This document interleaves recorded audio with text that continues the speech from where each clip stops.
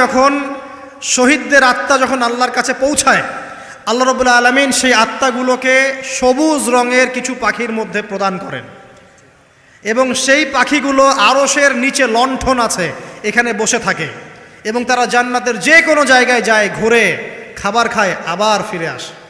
আল্লাহ পাক তাদেরকে বলেন যে তোমরা কি চাও, তোমরা কি চাও? শহীদরা কিচ্ছু বলতে পারে না, কি চাইবো, আল্লাহ এত নিয়ামত দিয়েছেন, কি চাইবো? যখন আল্লাহ বারংবার প্রশ্ন করতে থাকেন তোমরা কি আর কিছু চাও, তোমরা কি আর কিছু চাও, তোমরা কি আর কিছু চাও, তখন শহীদরা শেষে বুঝে যে আমাদের কিছু না কিছু তো বলতে হবে এখন। তখন তারা বলে, হে আল্লাহ, আমরা আরও একবার পৃথিবীতে যেতে চাই এবং তোমার পথে জীবন দিয়ে আবার ফিরে আসতে চাই। আল্লাহ পাক বলেন এই সুযোগ তো আর নেই, অতএব তোমাদের আর কিছু চাওয়ার নেই, তোমরা এখানেই থাকো। আরেকটা হাদিস শোনেন, রাসূলুল্লাহ সাল্লাল্লাহু আলাইহি ওয়াসাল্লাম বলেছেন, এই হাদিসটা ওমর রাদিয়াল্লাহু আনহু থেকেও এসেছে, হে মুসলিমরা, তোমরা যদি